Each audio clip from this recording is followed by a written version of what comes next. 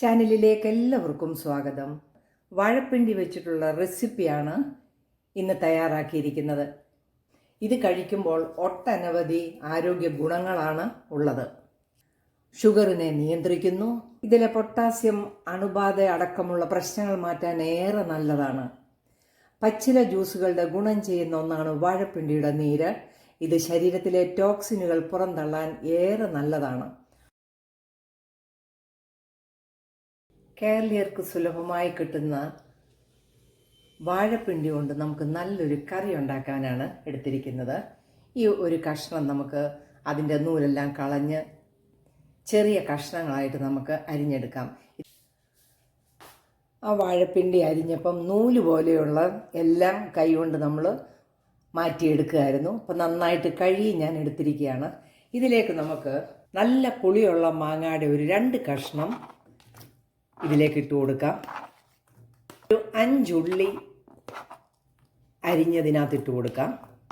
കുറച്ച് കറിവേപ്പില ഇട്ട് കൊടുക്കാം. ഒരു 2 പച്ചമുളകും കൂടെ ഇട്ട് കൊടുക്കാം. ആവശ്യത്തിന് ഉപ്പും കൂടി ഇട്ട് ഇത് നമുക്ക് ആദ്യം ഒന്ന് വെന്തെടുക്കാം. കഷ്ണം വെന്ത് വരുമ്പോഴത്തേക്ക് നമുക്ക് അതിൻ്റെ അരപ്പൊന്ന് റെഡിയാക്കാം. ഒരു 1/4 കപ്പ് തേങ്ങ നമുക്ക് ഈ മിക്സിയിലേക്ക് ഇട്ട് കൊടുക്കാം. ഒരു 1/2 ടീസ്പൂൺ മഞ്ഞൾപ്പൊടി ഇട്ട് കൊടുക്കാം. 1/2 ടീസ്പൂൺ ജീരകം ഇട്ട് കൊടുക്കാം. ഒരു കഷ്ണം വെളുത്തുള്ളിയും കൂടി ഇട്ട് കൊടുക്കാം. നമുക്ക് കുറച്ച് വെള്ളവും കൂടി ഒഴിച്ച് നല്ല വെണ്ണ പോലെ ഇതൊന്ന് അരച്ചെടുത്തുകൊണ്ട് വരാം. അരപ്പ് നന്നായിട്ട് അരച്ചെടുത്തിട്ടുണ്ട്. നമുക്കിതൊന്ന് മാറ്റി വെക്കാം. നമുക്ക് ഈ കഷ്ണം ഒന്ന് നോക്കാം. എല്ലാവരും ഈ വാഴപ്പിണ്ടി കൊണ്ട് തോരനെ, ജ്യൂസ്, അച്ചാറൊക്കെയാണ് ഉണ്ടാക്കുന്നത്. ഇത് നല്ലൊരു കറിയാണ്. മാങ്ങയും കൂടി ഇട്ട് നന്നായിട്ട് വെന്തിട്ടുണ്ട്. ഒത്തിരി അങ്ങ് വാഴപ്പിണ്ടി അങ്ങ് വെന്ത് കലങ്ങി പോകണ്ട. നമുക്ക് അരച്ചെടുത്ത് അരപ്പ് ഇതിലേക്ക് ഒഴിച്ചു കൊടുക്കാം. ഫ്ലെയിം നല്ലതുപോലെ കുറച്ച് വെക്കണം. മിക്സിക്കകത്തോട് കുറച്ച് വെള്ളവും കൂടെ ഒഴിച്ച് നന്നായിട്ട് കഴുകി അതും കൂടെ ഒഴിച്ചു കൊടുക്കാം. നന്നായിട്ടൊന്ന് ഇളക്കി കൊടുക്കാം. ചട്ടിയിലായതുകൊണ്ട് ഫ്ലെയിം ഓഫ് ചെയ്ത് കൊടുത്താലും കുഴപ്പമില്ല, തിളച്ചുകൊണ്ടിരിക്കും. ഒന്ന് ചൂടാക്കിയെടുക്കാം.